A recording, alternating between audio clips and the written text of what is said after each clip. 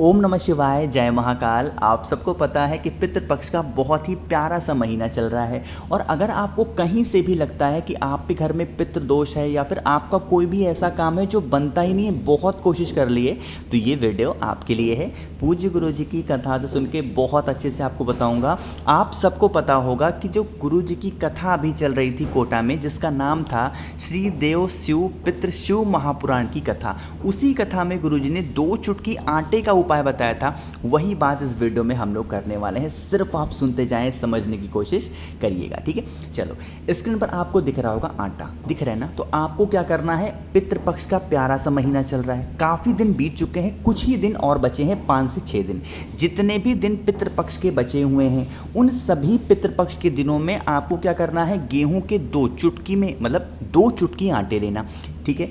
चुटकी आटे ले लिए। अब आपको क्या करना है, उन 2 चुटकी आटे को आपको अपने घर की चौखट पे दोनों साइड में डेली सुबह 1-1 चुटकी डालना होगा, जितने भी दिन पितृपक्ष के बचे हुए हैं। फिर से बता दूं, जैसे अब आप कहोगे भैया मेन गेट पे कि अंदर वाले गेट पे, एक जो लोहे का गेट होता है ना, वहाँ पे डालने की ज़रूरत नहीं है ना। वहाँ पे डालोगे तो बहुत देर तक बचेगा नहीं।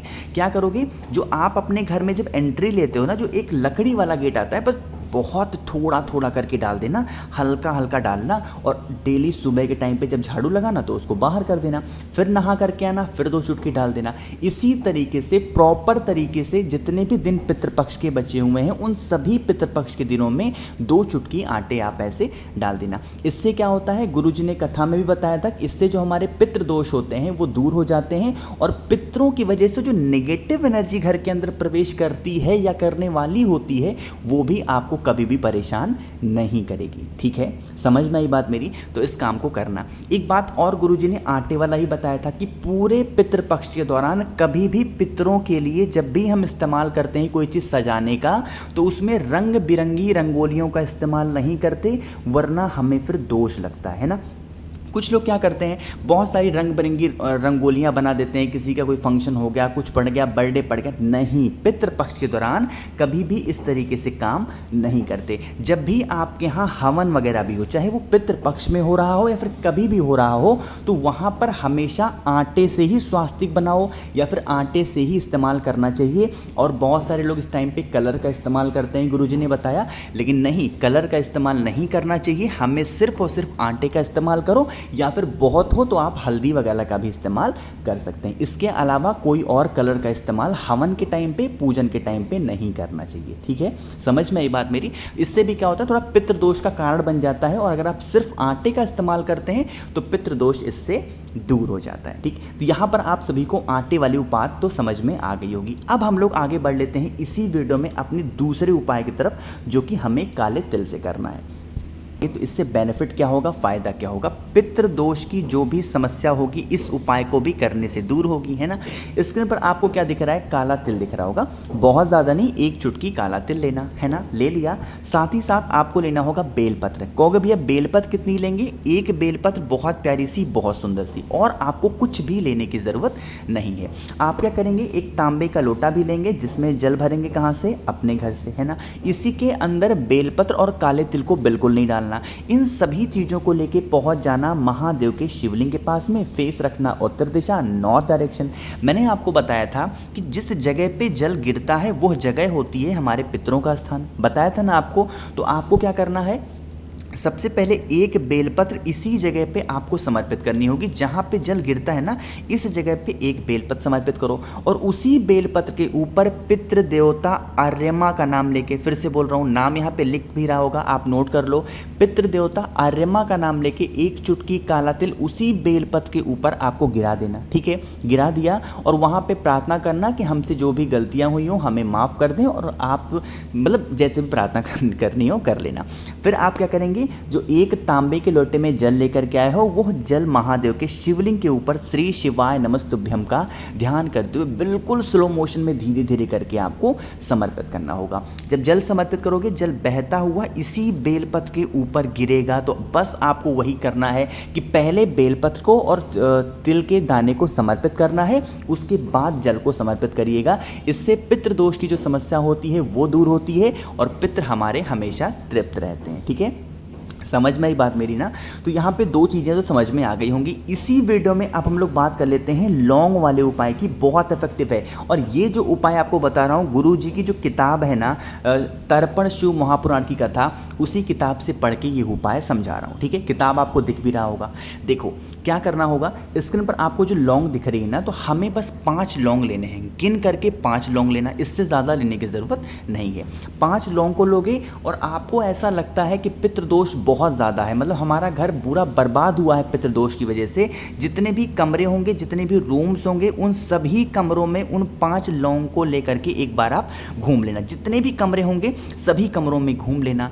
घूमने के बाद लेके चले जाना उन 5 लौंग को पीपल पेड़ के नीचे, पितृ देवता अर्यमा का नाम लेकर के पीपल पेड़ की जड़ में सुबह 10 बजे से 12 बजे के बीच में आपको वो लौंग पीपल पेड़ की जड़ में डाल देना है और चुपचाप फिर वहाँ से चले आना है। बस एक चीज़ का ध्यान रखना, जब उस लौंग को लेकर के पूरे घर में घूमोगे तो यहाँ पे अपने पितरों का ध्यान करेंगे, स्मरण करेंगे। जब पितरों का ध्यान कर लें, स्मरण कर लें, फिर इस लौंग को जब पीपल पेड़ के नीचे लेकर के जाओगे तो यहाँ पर फिर अपने पितरों का ध्यान नहीं करना है, यहाँ पर फिर आपको पितृ देवता अर्यमा का ध्यान करते हुए उस लौंग को डाल देना है। परिक्रमा नहीं करनी है, सुबह 10 बजे से 12 बजे के बीच में ही इस उपाय को करना है, बाकी आपको नहीं करना। तो बात आई क्या समझ में? तो हमने सभी लोगों ने 3 उपाय की बात कर ली है। अब हम लोग बात करते हैं इस वीडियो का सबसे आखिरी यानी कि चौथा उपाय।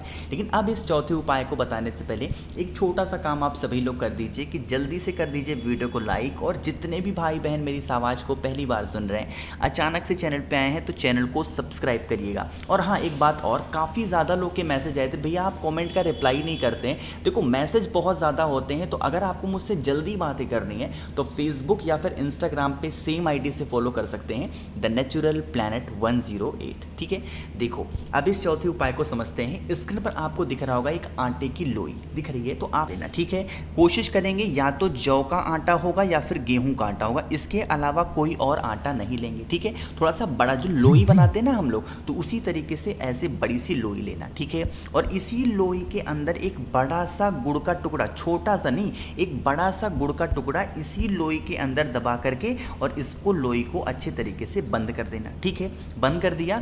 फिर आपको क्या करना होगा, जो भी गौ माता आपके घर के आसपास आती हो या फिर कहीं पे गौशाला हो आपके घर के आसपास, गौ माता को अपने हाथों से उस लोई को खिला देना है, पितृ देवता अर्यमा का नाम लेकर के। बार बार मैं अर्यमा अर्यमा बोल रहा हूँ, इसलिए लिख भी रहा हूँ, नाम को गलती से गलत मत बोलना। ठीक है, अर्यमा का नाम लेना। एक चीज़ का ध्यान और रखना, ऐसा नहीं होना चाहिए कि आपका मुख किसी भी दिशा में हो, नहीं, आपका जो फेस होगा वो साउथ डायरेक्शन, दक्षिण दिशा। गौ माता का फेस किसी भी दिशा में हो उससे हमें मतलब नहीं है, लेकिन जो आपका फेस होगा खिलाते टाइम वो दक्षिण दिशा यानी कि साउथ डायरेक्शन होना ही होना चाहिए। अभी जो कथा गुरु जी की कोटा में चल रही थी, उसमें गुरु जी ने क्या बताया कि गौ माता को आप लोई खिला रहे हो, गुड़ खिला रहे हो, रोटी खिला रहे हो, कुछ भी खिलाओ, तो उनके पास आपको पानी ज़रूर रखनी है, तभी पूरी की पूरी तृप्ति आपके पितरों को मिलेगी। जो भोजन आप दे रहे हो आपके पितरों तक वो पहुंचेगा। जल नहीं दोगे तो पितृ का जो तर्पण करने का तरीका है, जो मतलब आप खिला रहे हो ना, वो अधूरा माना जाता है। तो जब भी खिलाएं, चाहे गौ माता को, कुत्ते को, कौवे को, तो पानी की छोटी सी कटोरी, छोटा सा कुछ भी वहाँ पे रखना ज़रूर है ना। समझ में आई बात? तो आप सभी लोगों को ये उपाय पूरे पितृपक्ष के दौरान जब भी आपको टाइम मिलता है, मौका मिलता है, तो ज़रूर करिएगा। डेली कर सकते हैं तो इससे अच्छी बात तो कुछ हो ही नहीं सकती है ना।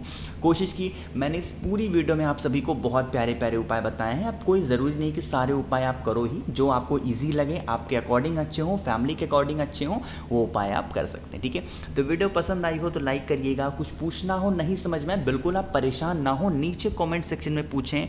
और जितने भी भाई बहन मेरी आवाज़ को पहली बार सुन रहे हैं, अचानक से चैनल पे आ गए हैं, तो चैनल को सब्सक्राइब करिएगा। ओम नमः शिवाय, जय महाकाल।